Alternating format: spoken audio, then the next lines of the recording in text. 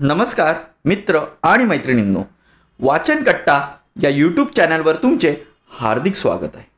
आज मी तुम्हाला मायाजाल ही माझी काल्पनिक कथा तुमच्या पुढे सांगणार आहे. तत्पूर्वी वाचन कट्टा या चॅनलवर जे नवीन श्रोते हा व्हिडिओ पाहत आहे त्यांनी वाचन कट्टा या चॅनलला सबस्क्राईब करावं आणि जे बेल आयकॉन दिसत आहे त्याला प्रेस करावं, जेणेकरून वाचन कट्टा जे नवीन नवीन व्हिडिओ अपलोड करेल त्याचं नोटिफिकेशन तुम्हाला मिळत राहील. चला तर मग ऐकूया मायाजाल. आज अमावस्या होती आणि अशोकच्या आईने घरावरून नारळ ओवाळून काढला आणि तो तिट्यावर जाऊन फोडला. आता तुम्ही म्हणाल, अशोक म्हणजे कोण? अशोक हा 25शीतला मुलगा, पातळ केस, उंच बांधा, रंग गोरापान, दिसायला देखणा आणि हुद्द्याने तलाठी होता. कमी वयातच त्याने खूप यश मिळवले होते. आई व वडिलांची अभिमानाने मान त्याने आपल्या कर्तृत्वाने उंचावली होती आणि या गोष्टीचा त्या दोघांना खूप गर्व होता. त्यामुळे गावातील लोक त्याला आपुलकीने मान देत असे. त्याचे आई वडीलही गरीब परिस्थितीतून वरती आले होते. त्यांनी अशोकलाही या गोष्टीची जाणीव करून दिली होती की खडतर परिस्थितीवर मात करून आपण आपली आयुष्याची लढाई जिंकायची असते. अशोकला एक भाऊ आणि एक बहीण होती. मोठ्या भावाचे लग्न झालेले. तो आपल्या वडिलांना शेतीकामात मदत करत असे. दुसरा अशोक, त्याच्याही लग्नाचा यावर्षी बार उडवायचा बेत होता. त्याला शोभणारी, साथ देणारी, घराला एकत्र ठेवणारी मुलगी अशोकचे आई वडील शोधत होते. आता तिसरा नंबर होता तो अशोकच्या बहिणीचा. ती अगदी खट्याळ, मस्तीखोर, पण तेवढीच जिद्दीने अशोकच्या पावलावर पाऊल ठेवणारी होती आणि अभ्यासातही खूप हुशार. रात्रीची वेळ होती. अशोकची आई आणि वहिनी जेवण करण्यामध्ये व्यस्त होते, कारण खूप दिवसांनी अशोक आज घराकडे येणार होता. त्यानिमित्ताने त्याच्या आवडीचे पदार्थ बनवले जात होते, विशेषतः जिलेबी, जी त्याला अतिशय प्रिय अशी होती.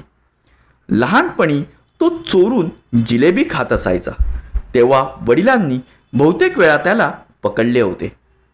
वडिलांनी त्या गोष्टीवरून त्याला खूप सुनावले होते, पण त्याने कधीच चोरून जिलेबी खाण्याचा अट्टहास सोडला नाही. पण त्यांना त्याच्याबद्दल प्रेम आणि जिव्हाळाही तितकाच होता. रात्रीचे 10 वाजले होते. अजूनही अशोकचा काही पत्ता लागत नव्हता. सर्व जेवणासाठी अशोकची आतुरतेने वाट पाहत होते.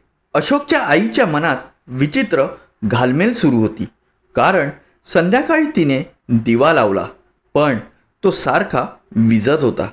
म्हणून त्या विचारात तिला आठवले, फोन लागला तर सांगा, उशीर झालेला चालेल पण शॉर्टकट नको धरूस.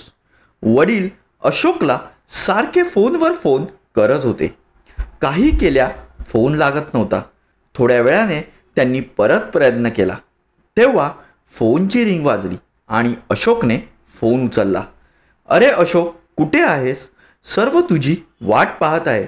कधी येणार आहेस? बाबा, मी आता निघालो आहे. इथे मोबाईलला नेटवर्क नसल्याने मी फोन करू शकलो नाही. सॉरी, मला यायला अजून 3 तास तरी लागेल. वडिलांनी अशोकचा हा निरोप घरच्यांना सांगितला. त्यामुळे सर्वजण हिरमुसले, पण वडिलांनी आईचा निरोप सांगण्यास विसरले. पाऊस खूप मुसळधार पडत होता. अशोकची गाडी भरधाव वेगाने घराकडे येण्यासाठी निघाली होती. अशोकने घरी लवकर जाण्याच्या नादात नेमका शॉर्टकट रस्ता पकडला होता. का कोणास ठाऊक अशोकला आज खूप विचित्र वाटत होते. जणू काही भल्या मोठ्या रस्त्यावर तो एकटाच गाडी चालवत आहे. रस्त्यावर पूर्ण गडद अंधार, काळोख होता आणि रस्त्याच्या दुतर्फा उंच आणि मोठाले झाडे जणू अशोकला डोकावून पाहत आहे असा अशोकला भास होत होता. तेव्हाच अशोकच्या मोबाईलची रिंग वाजली. तो मोबाईल घेणार तितक्यात तो हातातून निसटून खाली पडला. मोबाईल उचलण्यास खाली वाकला तोच त्याला धम्म असा आवाज ऐकू आला आणि तितक्यात त्याने गाडीचा जोरात ब्रेक दाबला. बघतो तर काय, समोर एक मुलगी तिच्या सामानासहित पडली होती. ती दिसायला देखणी, गोरीपान, लांब केस, घारे डोळे, ओठाला लाली लाली सारी घातलेली होती. अशोक गाडीमधून उतरून तिला मदत करण्यास पुढे सरसावला. बघतो तर काय, तिच्या पायामधून भरपूर रक्त वाहत होते. हे पाहून अशोक खूप घाबरला. त्याने तिला उचलण्यास मदत केली आणि सामानासहित तिला गाडीत बसण्यास सांगितले. ती काही न बोलता गाडीत बसली. ती ज्या जागेवर बसली होती तिथून गाडीचा आरसा स्पष्ट दिसत होता. आरशात तिची प्रतिमा दिसत नव्हती. हे घाई गडबडीत अशोकच्या लक्षात आले नाही. त्याने आपली गाडी थेट इस्पितळात थांबवली आणि तिला हॉस्पिटलमध्ये ॲडमिट केले. आता अशोक बरोबर जी मुलगी आहे ती नक्की कोण आहे आणि अशोकच्या आईची घालमेल ह्याचा काही संबंध आहे का ते आपण पुढील भागात बघू. तर धन्यवाद. कशी वाटली आजची कथा? जर कथा आवडली असल्यास कथेला लाईक, शेअर आणि कमेंट्स करा आणि वाचनकट्टा या यूट्यूब चॅनलला सबस्क्राईब करायला विसरू नका. धन्यवाद.